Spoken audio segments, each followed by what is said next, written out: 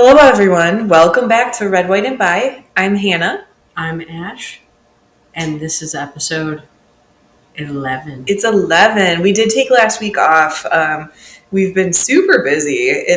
We call this time of year Jubilee. So it's my birthday, and then it's our anniversary, and then it's Ash's birthday. And it was my birthday fault.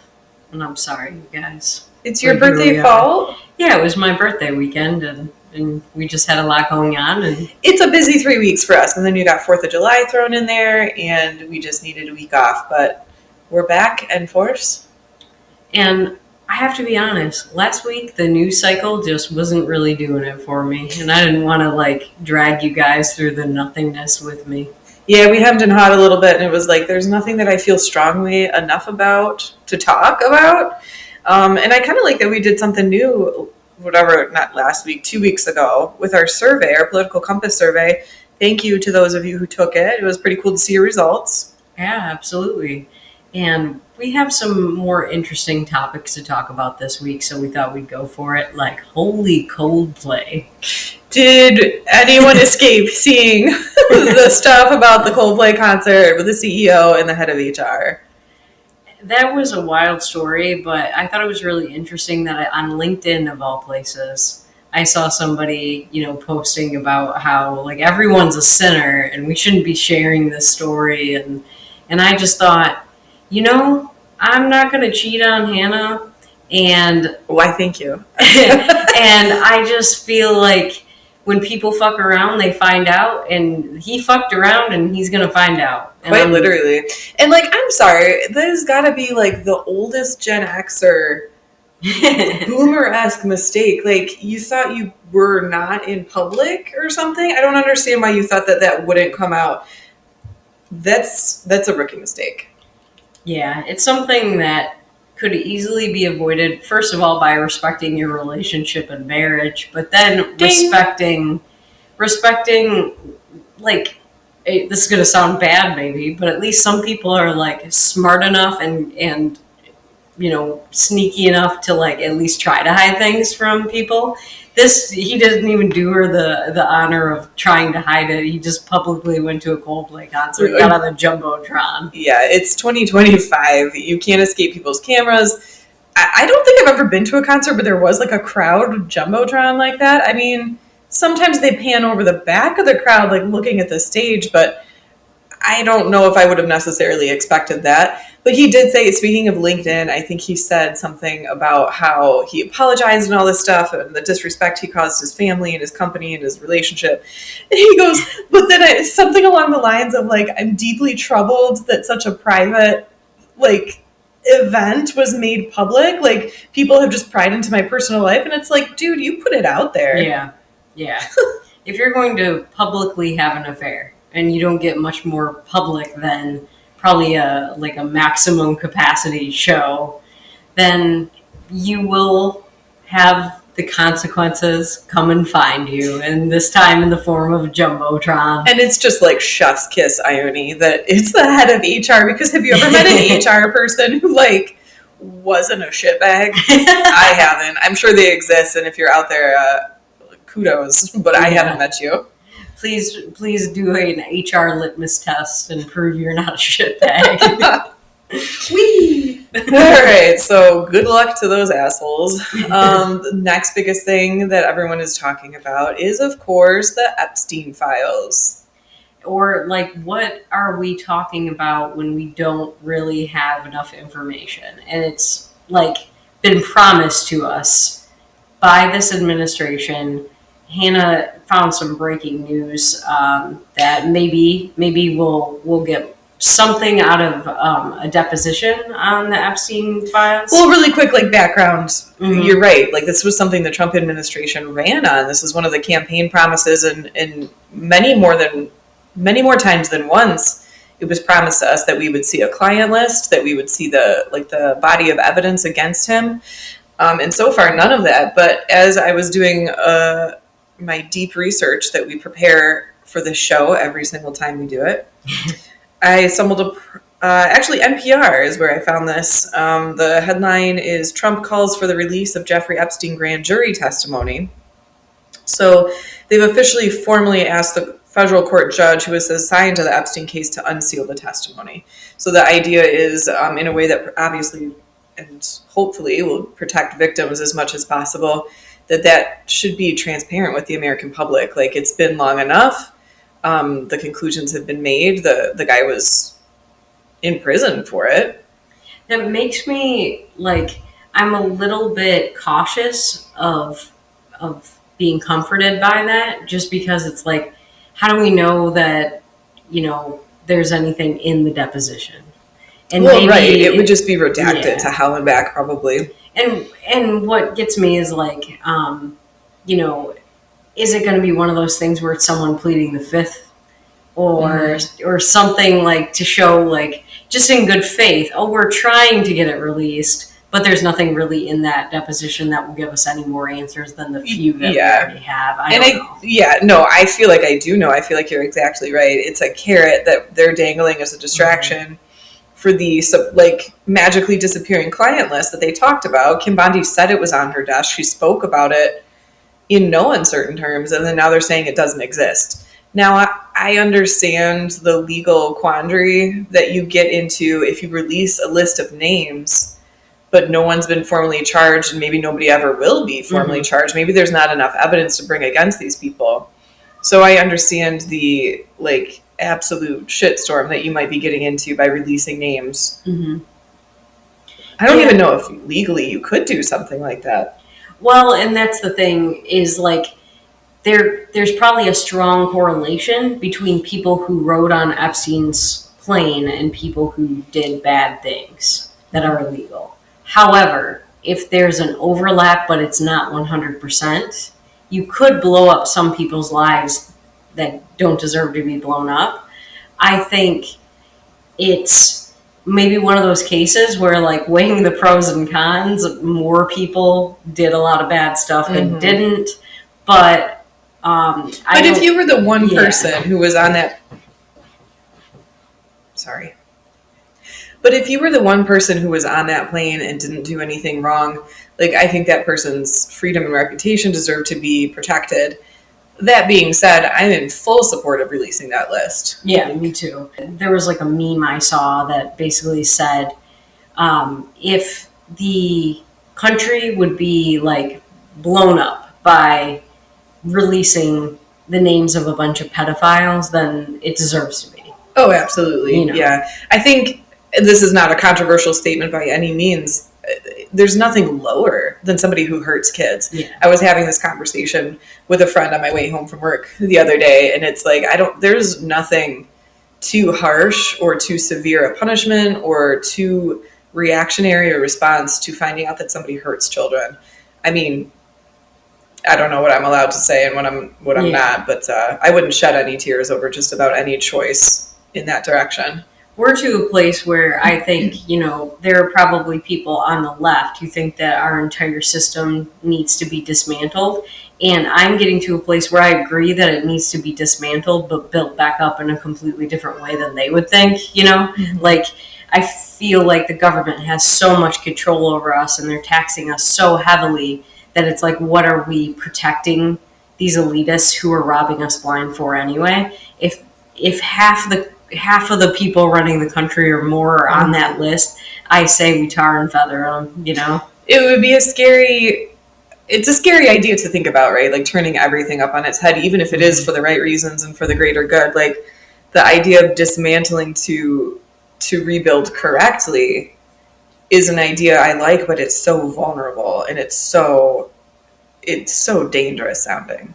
Yeah, and I feel like most of the good things that, bring about real change are built out of some brand of chaos. And you think even the way that this country came to be, things were dark, scary, chaotic, and there was a war to start us.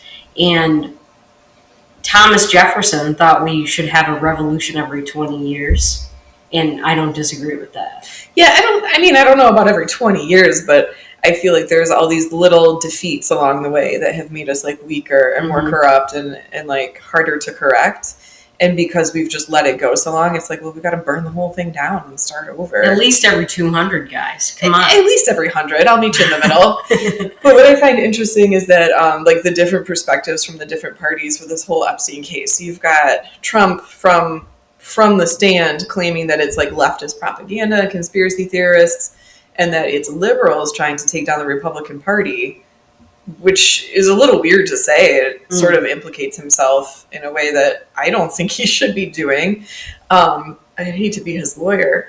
But then also you have the leftists obviously saying that it's the Republicans trying to protect their cronies and stuff like that. In the course of reading that article, there were state reps on both sides of the aisle that were like demanding more transparency. Tom Massey on the Republican side obviously is one of them. There was a woman Democrat that was another one of them. Like, I think pedophilia is something that we can still reach across the aisle on. Like, we all hate people who hurt kids. Yeah. And when you think about the fact that Trump might, because he had a relationship with Epstein, he may or may not been one of the people who rode on that plane. And that we know for the most part that Bill Clinton probably was, you know, and that they both had a relationship with him, regardless of what that, you know, relationship looked like. That complicates these people who worship them on either side, you know. And it's like most people, I hope, still care more about the truth than they do about protecting, you know, somebody who either is about to not be president anymore because it's a second term, or is not relevant anymore politically because he served his term. You know, it's like, and they're both 80,000 fucking years old. It's like, exactly. Come on. Like, how about we protect who we really should have been protecting all along and forget about these people? It's time to pay the piper. I think you bring up an interesting point because maybe that is the larger thing. Maybe it's not that anyone's protecting their friends or is trying to even keep the country strong in some misguided way. Maybe it's this idea that we talk about where right pitted against left keeps us busy and keeps us angry at all the wrong targets. And if something like this came out, to your point, that implicates both sides, what happens to that narrative that like one side is a saint and one side is sinners? That would just absolutely become apparent that that's just not the case. The last time I remember the country really seeming like unified and coming together was just post September 11th. I agree. And I think a common enemy that is not each other is something that brings people together, but that the government hates for that reason. If they can't pit us against each other, they lose control. If we're all united, they don't know what to do with that. And especially if we're all united against them and against the cronyism and against like all the protecting and back office deals and stuff. Which is why I'm always telling everyone who I can that we should absolutely be united against them. But I mean, preaching to the choir here, but I think this is like quickly becoming such a strong and scary example of everything that you've always said and that I've learned since knowing you. It's like, it doesn't matter if the right boot or the left boot is kicking you, but they are kicking you. Yeah, absolutely. So we want to move on to the next story, which is a poll from AtlasIntel, which I guess it actually uses real polling done the traditional way with data analytics, AI. During the last presidential election cycle, it was the most accurate polling outside of like, you know, political betting websites. Okay. But this is the only one that was just polling and not like looking at, you know, who's favored in terms of betting, and actually turned out to be quite accurate, maybe the most accurate we've seen so far.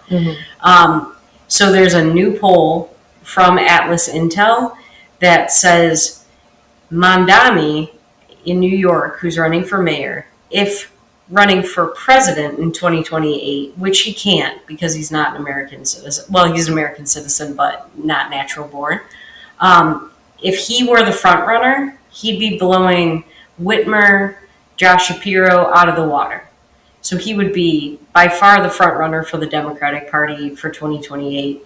And I think this is scary. I think it's dumb. I can't believe that people would go with this. But it really made me kind of question something. Like, I would love to really try to understand what his appeal is to people on the other side of the aisle, because if he's popular, that comes from someplace, even if I can't wrap my mind around. So back up though. Let's get this straight.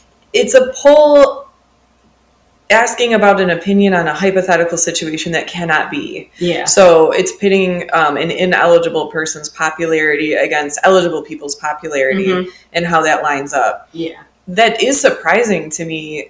It's a little surprising to me that they asked the question at all, because I don't really get the point of that unless it's to then create and model a candidate after Mamdani,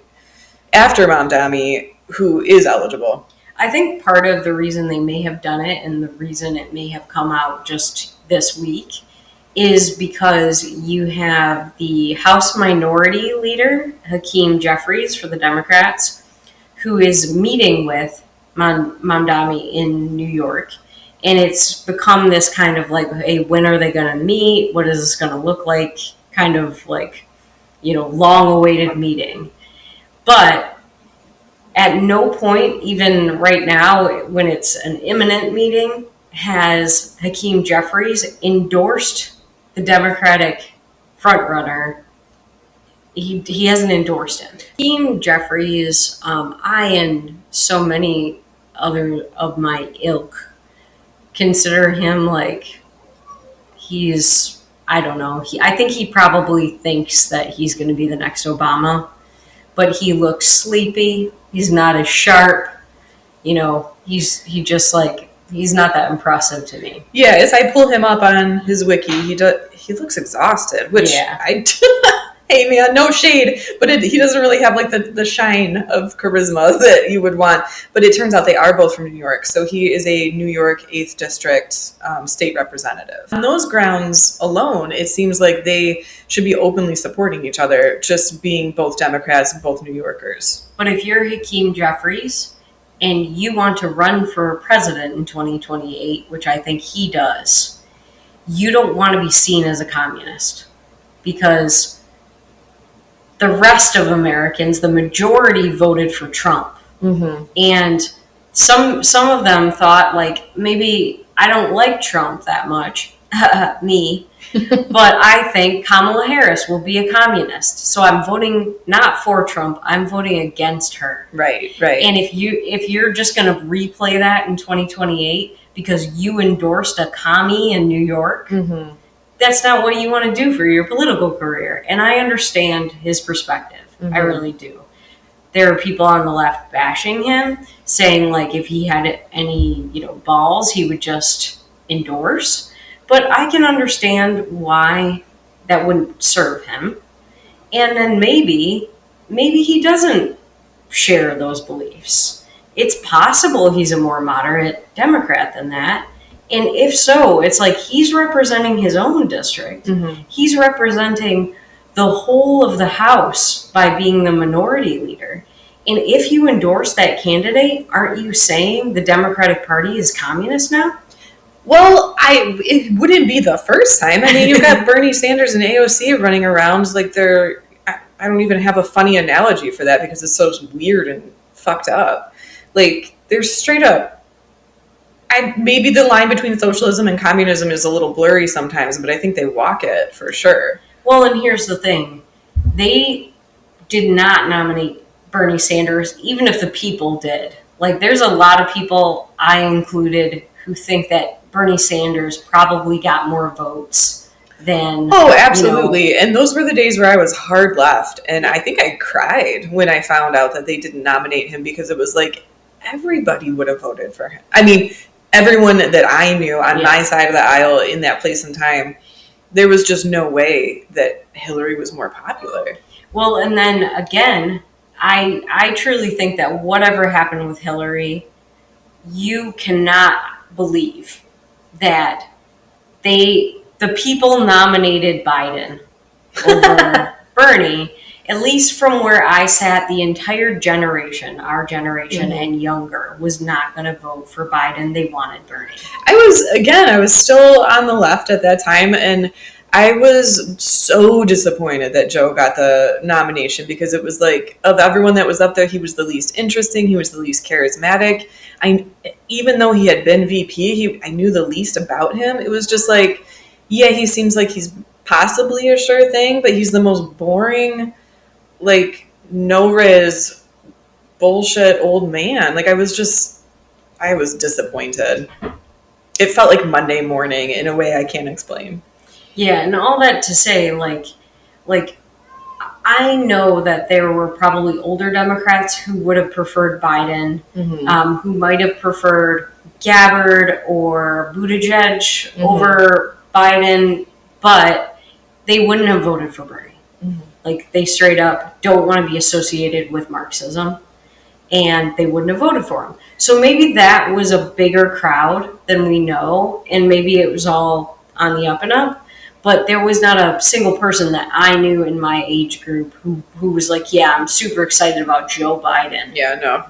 No one has ever been excited about Joe Biden, including Joe Biden. It wasn't a thing, but I think that what the Democrats do is they pull to the middle for getting elected. The Republicans are doing it too, which is why we have a Democrat president and a Democrat vice president right now, in my opinion, and why we just passed a massive spending bill.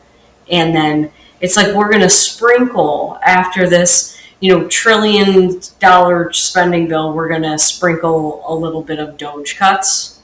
It's just to make everyone feel better, I guess. We don't have a conservative party in this country. Go fuck yourselves. I hate you all, is how I feel. And the public school system, being what it is, may have let us down in math, but people still know that $9 billion is nowhere near the trillions of dollars that are being sent. Like, the math ain't mathin'.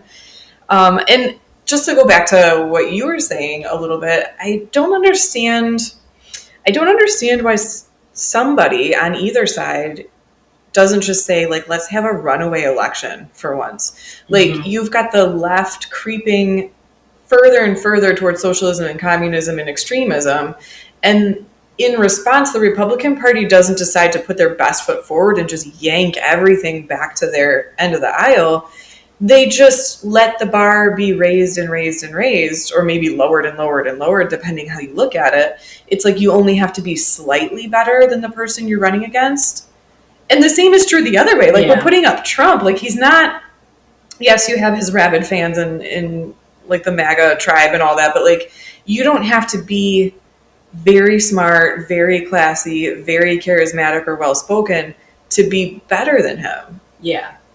Really, all the Democrats had to do was nominate somebody rational, somebody who seemed like well-spoken, smart, and just find a Democrat that is going to bring sanity back.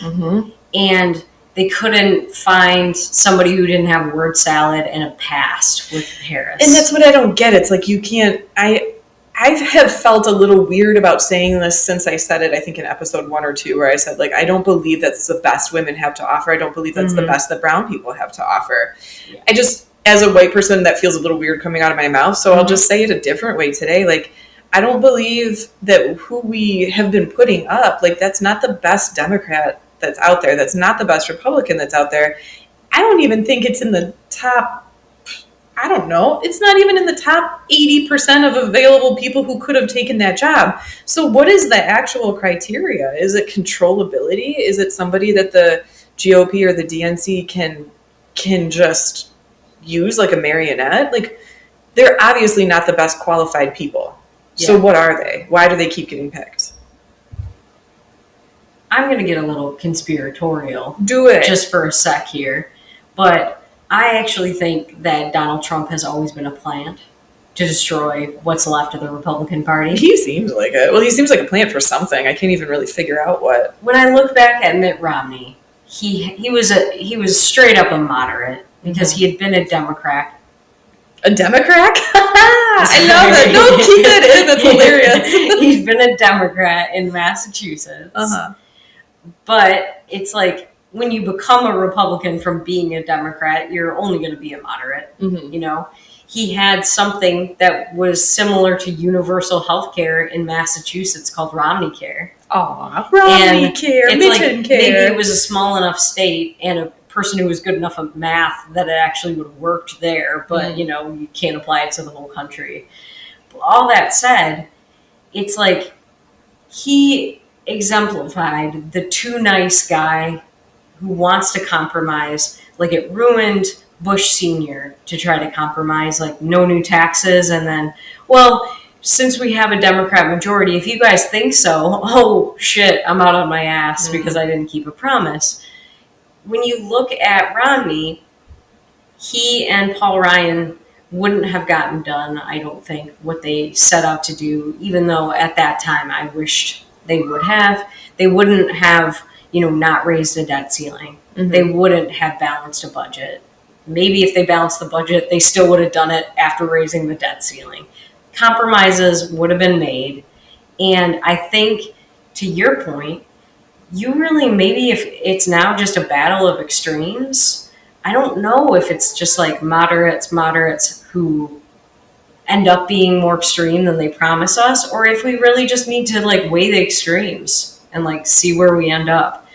And I think as a rule, it's absolutely a rule. What you are promised and what you see in the campaign is never what you get. So it's like, to your point, yeah, do you take an extreme and hope that it mellows out, or do you take somebody mellow and hope that the acting out and the breaking of promises is manageable and like mitigatable? So like, you know, when you have Donald Trump nominated for the Republican Party, what you get is socialism light on the Republican side of the aisle. You have massive spending bills. You have tariffs. None of these things are conservative policies. And if he is the moderate and that's all you have, and then everything else is farther left than that, what if they've hatched this plan? What Democrats have done brilliantly is they've taken over the whole system. So at the very least, you get socialism light. Well, and I think that's what I was like saying without saying it earlier. Like the bar keeps, the goalpost keeps moving. Like nobody's trying to yank us back to like a normal center. Nobody's trying to have an excellent candidate that's going to landslide. They're just trying to be only slightly different than the other person they're running against.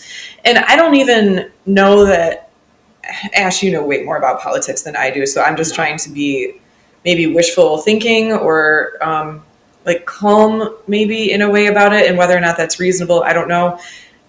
But my opinion would be like, maybe it's not that Democrats are taking over the two-party system. Maybe it's just that the two-party system is fake and there's one goal. And they're coordinated, and it's not really a Democratic or a Republican in control. It's just sort of like a status. It's a fascist uniparty at this juncture. It's a crony capitalist, not a capitalist, fascist uniparty. Yeah. And basically, they pit us against each other, and the goal is rip us off. They're lining their pockets. They don't care what happens to us. Sorry, guys. We had to take a quick break. I don't know if you could hear our cat screaming in the background. We have a very demanding and curvaceous orange boy named Kirby. He was screaming for his dinner, so the cats have been fed. Sorry about that background noise. They're munching presently. I was just going to say that I have a friend who is running for Congress right now. He wants to be one of those change makers. And I feel like in the past, I'm sure I wanted the same thing. I don't think it's naive or, like a lost cause necessarily to want to not leave politics to the worst that we have to offer and to like want to do good and be different. You don't think it's a lost cause? I think you have an uphill battle, but I don't blame someone for trying. Okay. Like, not just leaving it to everybody that we hate. Yeah. So like, I think he's brave. I wish we had, the max amount of him to be in Congress, because I think he's a good person who has good intentions for us. But even he had pointed out that he hates this idea of digital currency. and he's really threatened by it, and he doesn't think we'll be able to block it from happening.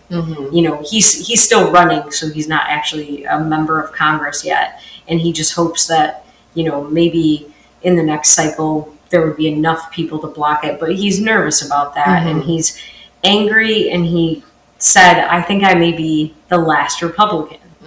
And I know that there are probably other Republicans who feel that way. Sure, Tom Massey and Rand Paul.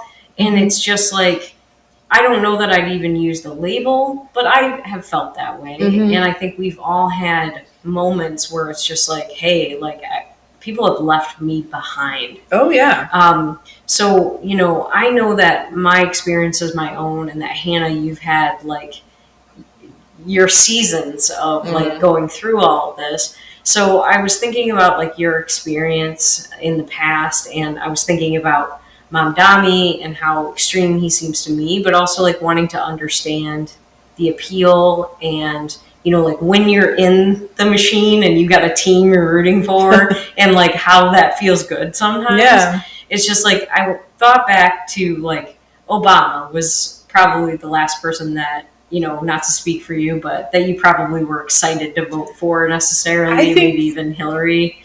Yeah.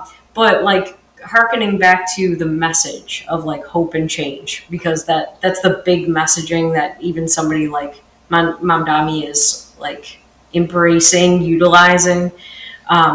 If you can remember back to when you voted for Obama the first time, like, how do you think you felt about all of that messaging, and like what did it do for you? What did you think you were a part of? Right. So that would have been, to your point, back in 2008. I was trying to do some quick mental math, which is not my strong suit, but I would have been 21 at that time. And I know that was my first time voting for a president. I can't figure out what 21 minus 4 is. I guess 17. So yeah, 17. I would have just missed the last cycle. So I was in my sophomore year of college, and I was stoked to even just be part of that process at all. I was so excited to vote for the first time. And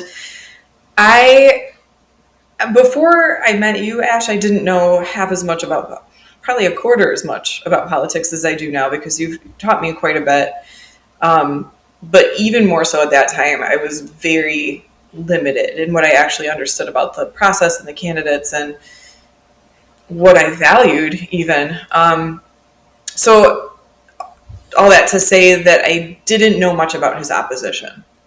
But I was really excited about him because here was somebody younger than I had ever known a president to be, or president hopeful. I think he was 46 or 47 at the time. And so I was like really excited that he wasn't like just an old man, like part of the establishment. He seemed like young and fresh, and like he wasn't part of the things that were problematic in my mind. I don't think I would have ever said that color was a criteria for someone to be good or bad at being president, but I was excited that he was brown. I wanted to be part of history in that way. I wanted to see the first Black president and know that I had helped do that. Looking back, like, I'm not especially proud of that because that's not, as I said, that's not what makes somebody good at their job. It just isn't. However, I felt like he would be good at the job at the time. So it was just something new and fresh and young to be excited about. I thought because he was different than any other person I had imagined to be presidential, that he would be different from any other president. And he would kind of flip the system on its end and bring, the slogan, hope and change, that things could be different, things could be more in line with how younger people thought. I thought universal healthcare was like, I was stoked about it. I was going into healthcare. I was in like a healthcare major in college, and I was stoked. I remember I was in a healthcare economics class, and the idea of like a socialized system was being discussed and taught. And the cheesy saying, if you're a young person who's not a Democrat, you don't have a heart. If you're an older person who isn't a Republican, you don't have a brain. I think every day that becomes more and more true for me. And I was a young person who I just felt so badly for people and wanted to take care of them. And this seemed like the right thing to do, and like taking care of those who had less, and like being a kind human.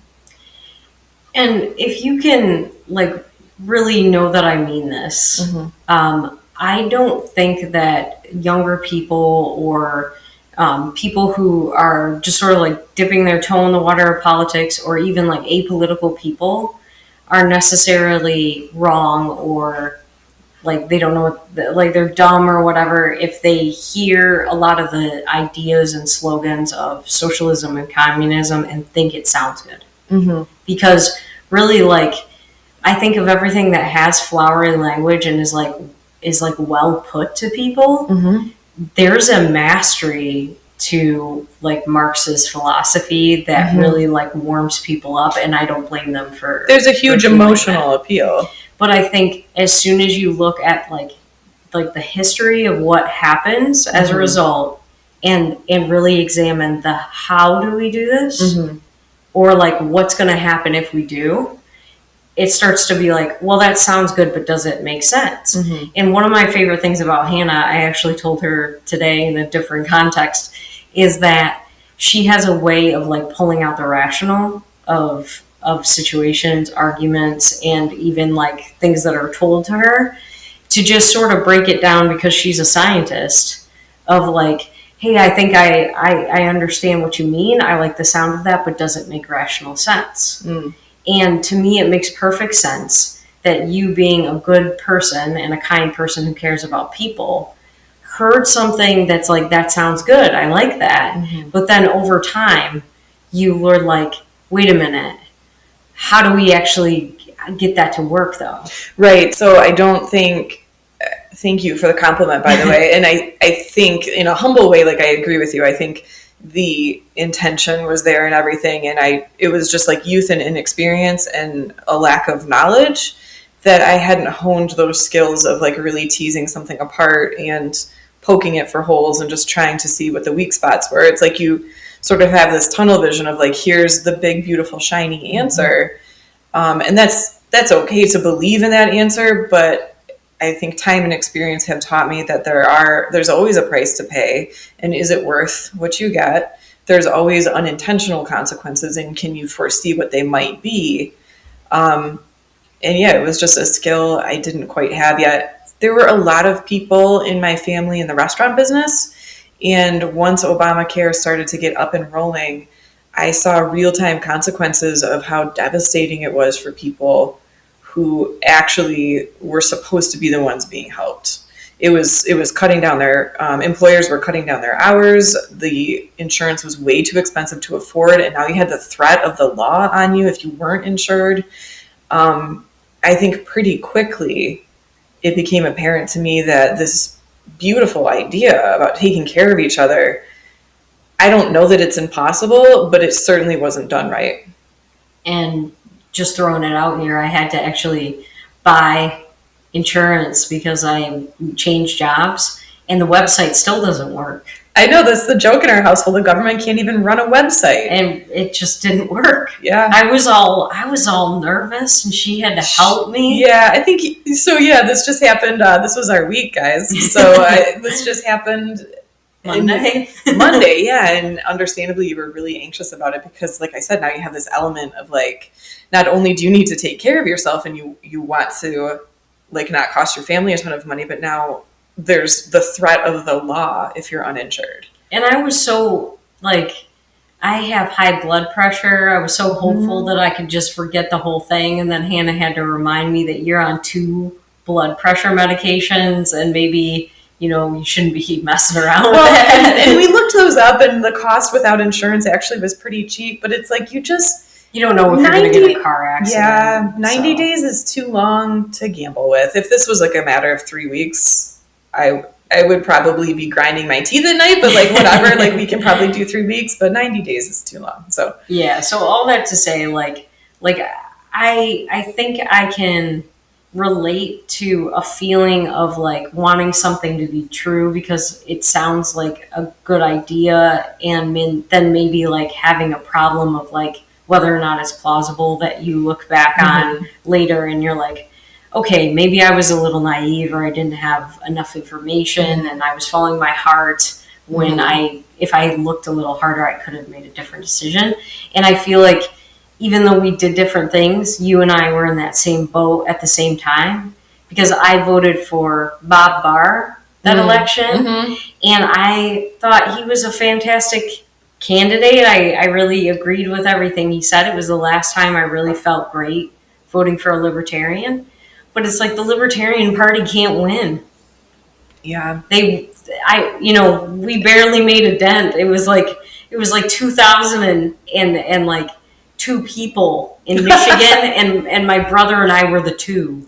I think to date that Gary Johnson won. I think that was the closest. So at the time I had a significant other in my life who was really gung-ho on Gary Johnson, and it wasn't that we thought he was going to win. We were just hoping to get that 4% so that the following cycle he could get up, whoever the libertarian could get up on the debate stage. And I think we got close. I think it was like around 3%, which was the high watermark for the party and probably will remain the high watermark for the party. I'm not sure that that'll ever happen again. And here's the thing. I am closer than I'm sure you were at the time to being a libertarian. And I was like, Gary Johnson's a loser and I can't vote for him. He doesn't know what Aleppo and Syria is, and I can't vote for him. So again, in my journey of like political education, this was still kind of early. And I knew what a libertarian was or should have been. And I understood the concept of libertarianism, and I was really about it. So I didn't know fuck all about Gary Johnson, but I knew what I thought he was supposed to be and what he was supposed to stand for. And what I knew was that Mitt Romney, a moderate Democrat or Republican, maybe depending on the day, was more fiscally conservative than the libertarian candidate. And I was like, this guy's a cartoon. Fuck this guy. He doesn't deserve this nomination. I'm not voting for Gary Johnson. He's not even as fiscally conservative as Mittens. Well, come on. If it's any consolation to you, I lied to my significant other and told him that I voted for Gary Johnson. And I voted for motherfucking Hillary Clinton.